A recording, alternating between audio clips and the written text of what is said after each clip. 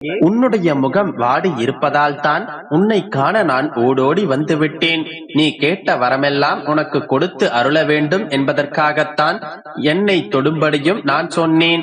என்னை தொட்ட இந்த கணம் முதலே உன்னுடைய வாழ்வில் உனக்கான நல்ல நேரம் ஆரம்பமாகிவிட்டது என் செல்லமே. இனி உன்னுடைய வாழ்வில் எல்லாம் வெற்றியாகவே நடக்கும். இது தெரியாமல் நீ கவலைப்பட்டுக் கொண்டிருக்கின்றாய். நம்பிக்கையோடு இரு. உன்னுடைய பெருமாள் நான் உன்னோடுதான் இருக்கின்றேன் என் செல்லமே. நிம்மதியாக நீ இருந்தால் காலம் முழுவதும் உனக்கு இதே நிலையை நான் கொடுப்பேன். நிம்மதியுடனும் சந்தோஷத்துடனும் மனநிறைவான வாழ்க்கையை நீ பெறப்போகின்றாய். அப்படிப்பட்ட உனக்கான வாய்ப்புதான் இது. இனி ஒவ்வொன்றாக உன்னுடைய வாழ்வில் நல்லது நடக்கத் தொடங்கும். அதை நானே நடத்தி வைப்பதற்காகத்தானே இப்போது உன்னுடைய இல்லம் தேடி வந்துள்ளேன்.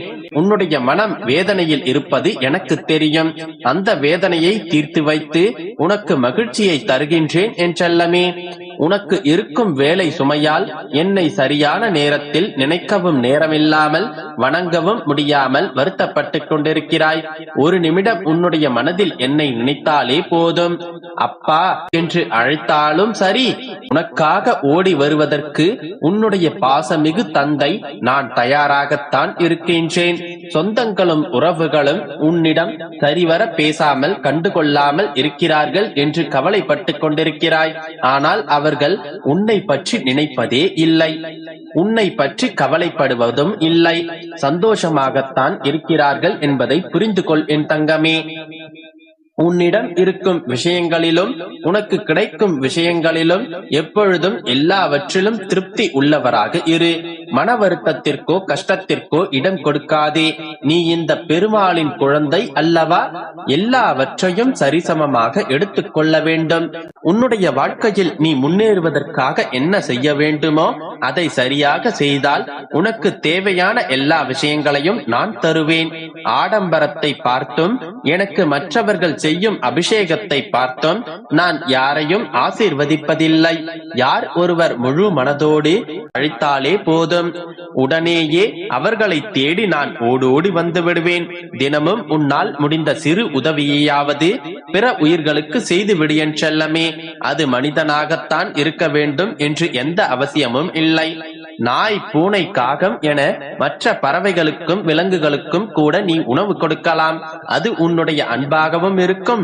அவைகள் உன்னை ஏதாவது ஒரு உருவத்தில் காக்கவும் செய்யும். அவைகளின் ரூபத்தில் கூட நான் உன்னை காண வருவேன் என் செல்லமே. உன்னை சுற்றி இருப்பவர்களுக்கு உன்னுடைய துன்பம் என்னவென்று தெரியாது. சில பேர் உனக்கு ஆறுதல் கூறுவதாக சொல்லிக்கொண்டு உன்னுடைய மனதில் இருப்பதையெல்லாம் தெரிந்து கொண்டு சுற்றி கொண்டிருக்கிறார்கள். அவர்களைப் போல மனிதர்களை நீ புரிந்து கொண்டு வாழ வேண்டும். இப்பொழுது உன்னுடைய மனதிற்குள் ஒரு தெளிவு கிடைத்திருக்கும் என்று நான் நம்புகிறேன். உன்னை வழிநடத்தி செல்ல நான் இருக்கின்றேன் என் செல்லமே. நீ கவலைப்படாதே. உன்னுடைய மனம் வலிக்கும் போதெல்லாம் என்னுடைய மந்திரத்தை சொல்லிப்பார். வலியும் வேதனைகளும் உன்னை விட்டு விலகி ஓடி போகும். அதன் பிறகு மனக்கவலைகள் குறைவதை நீயே நிச்சயமாக உணர்வாய். முடிந்தவரை யாரையும் எதிர்பார்க்காமல் தனியாக சிறிது நேரம் இருக்க பழகு. ஏனென்றால் உன்னுடைய வாழ்க்கையில் கடைசி வரை உன்னை தவிர யாரும் உன்னுடன் வரப்போவதில்லை என் செல்லமே. நான் கூறும் வார்த்தைகளையெல்லாம் நம்பிக்கையோடு பின்பற்றி வந்தால் நிச்சயம் நீ வெற்றி பெறுவாய். அதற்கு நானே பொறுப்பாளி. எதற்காக நீ இப்படி கவலையோடு இருக்கின்றாய்? உனக்கு இனி நடக்கப் போவதை பார்த்து நீயே ஆச்சரியப்படத்தான் போகின்றாய். அந்த அளவிற்கு உனக்கான நல்ல நல்ல விஷயங்களும் நல்ல நிகழ்வுகளும் நடக்கப் போகின்றது. நடக்கப் போவதை பார்த்து சந்தோஷப்பட போகின்றாய். அதனால் தைரியமாக இரு என் தங்கமே. நிச்சயமாக நீதான் வெற்றி பெறப் போகிறாய். உன்னுடைய உள்ளத்தில் நிம்மதி நிலையாக வந்து தங்கப் போகின்றது. இன்பமான பல நல்ல காரியங்கள் நிச்சயம் நடக்கும்.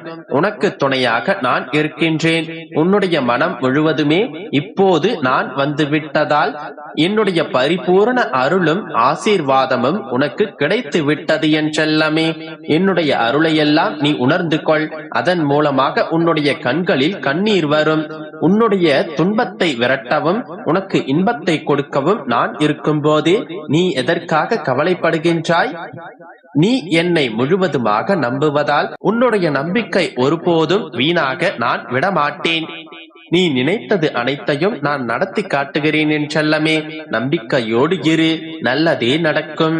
என் அன்பு குழந்தையே, இன்று உன்னுடைய அப்பா உன்னை தேடி உன் இல்லத்திற்கே வந்துவிட்டேன்.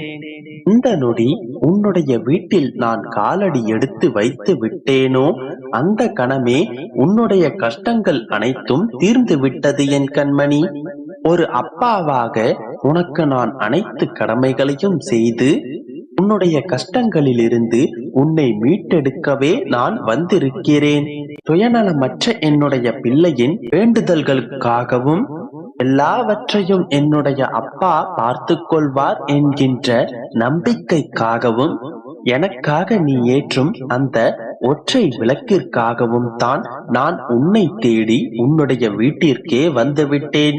என் செல்லமே, எனக்காக நீ ஏற்றும் அந்த விளக்கின் வெளிச்சத்தை போலவே உன்னுடைய வாழ்க்கை பிரகாசமாக ஜொலிக்கப் போகின்றது. என்னையே நினைத்துக் கொண்டிருக்கும் என்னுடைய பிள்ளையின் வேண்டுதல்களை நான் நிறைவேற்றி வாழ்க்கையில் வெற்றியடைய வைக்கப் போகின்றேன்.